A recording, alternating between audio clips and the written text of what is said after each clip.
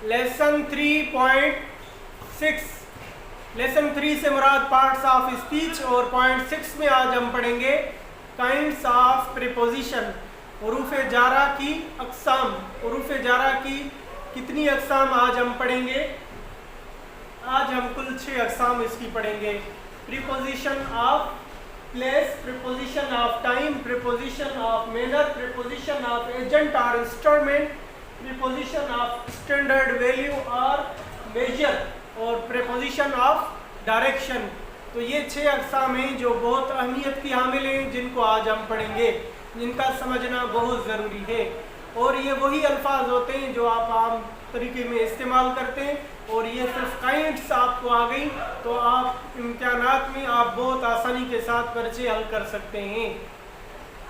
तो आइए शुरू करते हैं कि सबसे पहली किस्म में preposition of place.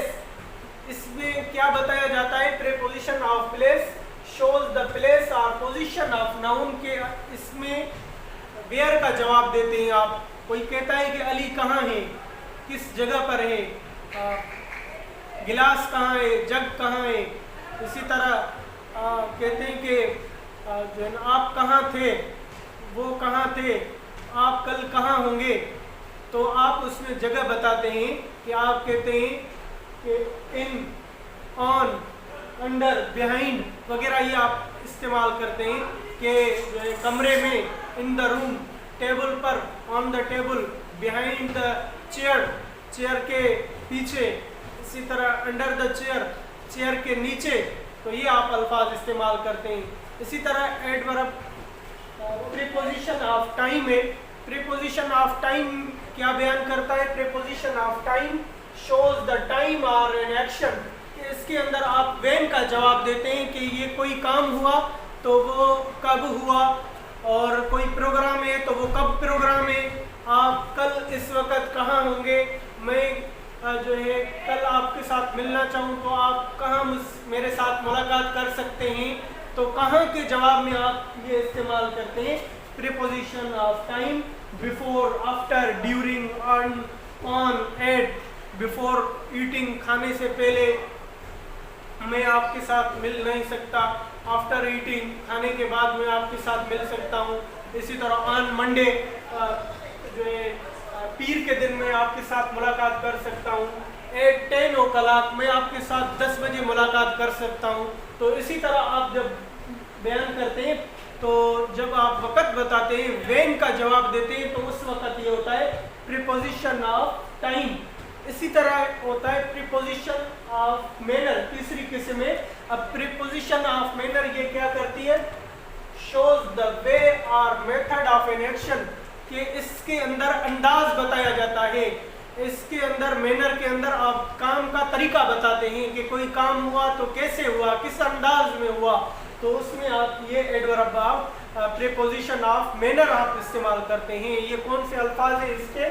Bye, with, अली, एज। तो ये आप इस्तेमाल करते हैं। जैसे ही केम विद अली, कि वो अली के साथ आया, उसके आने का तरीका, उसके आने का अंदाज आप बयान करते हैं।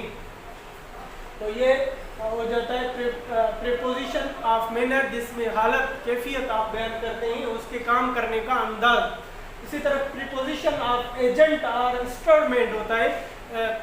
एजेंट और instrument, it shows who does an action or what is used to do it, कि इसमें बताया जाता है कि काम करने वाला कौन है, ये काम हुआ तो किसके जरिए से हुआ, काम करने वाला कौन है।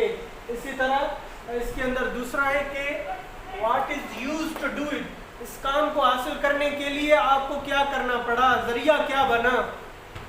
मसलन आप कहते हैं कि we traveled by bus, we traveled by bus, कि हमने सफ़र किया बस के ज़रिए से। तो what is used to do it, तो आपके इसका ट्रेवल का सबब को क्या बना, कि ज़रिया कौन बना? बाय बस, बस के ज़रिए से। इसी तरह आप कहते हैं we wrote the lesson, इसी तरह इसका आप मजूल बनाते हैं, lesson was written by us, के सबक लिखा गया हमसे। अब सबक तो लिखा गया, तो इसके अंदर क्या शोज क्या करता है, agent or instrument shows who does an action, के सबक लिखा तो गया, लेसन वाज रिटन, अब लिखने वाला कौन है, हु डज एन एक्शन, काम कौन करता है, ये काम किसने किया, तो ये बताता है lesson was written by us, हमारे जरिए से, हमने किया, तो ये बताता है preposition of agent or instrument. इसी तरह आप कहते हैं the window was broken by storm, के खिड़की टूट गई, बाय स्ट्रॉम के सबब कौन क्या बना, काम करने वाला कौन है, क्या जरिया बना, बाय स्ट्रॉम, के who does an action, what is used to do it, के काम कौन बना, स्ट्रॉम बना, के तूफान के जरिए से वजह से ये खत्म हो गई। आगे है प्रीपोजिशन ऑफ स्टैंडर्ड वैल्यू और मेजर, तो इसके अंदर आप क्या बताते हैं, इसके अंदर आप किसी काम की उरूफ जाराई हैं ये, उनके अंदर ऐसे अल्फाज हैं जिनके ज़रिए से आप किसी चीज़ की पैमाइश बताते हैं, आप मिकदार बताते हैं, अंदाज आप बताते हैं, तो उसके लिए आपको ये इस्तेमाल करने पड़ते हैं अल्फाज, पर, बाय, एट, फॉर, अंडर, तो ये किसके अल्फाज हैं, प्रीपोजिशन ऑफ स्टैंडर्ड वैल्यू और मेजर के अल्फाज हैं।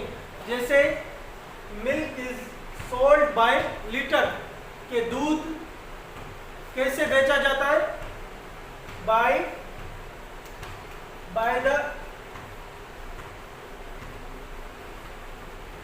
द लीटर, लीटर के एतबार से वो बेचा जाता है। इसी तरह आप कहते हैं आई अर्न 20,000 पर डे, मैं रोजाना 20,000 रुपये कमाता हूँ, 20,000 रुपये रोजाना कमाता हूँ, तो यहाँ पर आप उसकी मिकदार बताते हैं, I earn 20,000 rupees per day, per week, per month, हर महीने 20,000 कमाता हूँ, हर हफ्ते 20,000 कमाता हूँ, रोजाना 20,000 कमाता हूँ, तो ये आप इस्तेमाल करते हैं वैल्यू और मेजर। तो इसी तरह इसकी एक किस्म है प्रीपोजिशन ऑफ डायरेक्शन।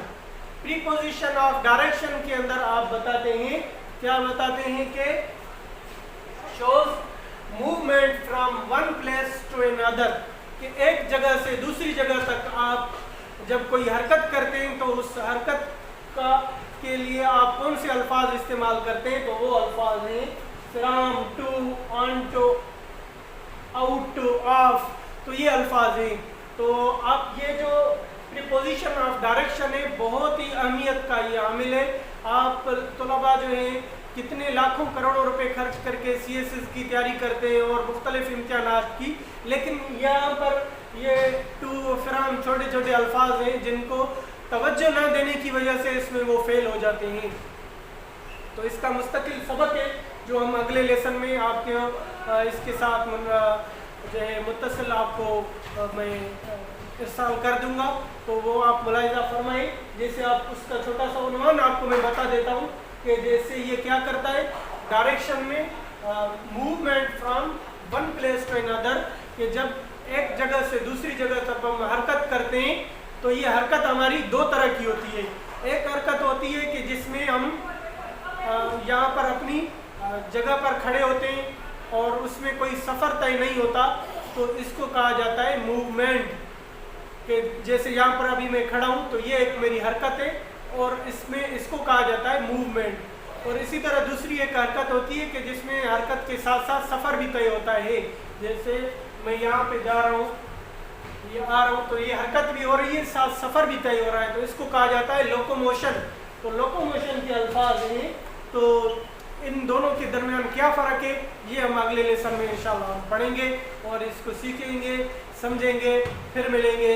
अस्सलाम वालेकुम।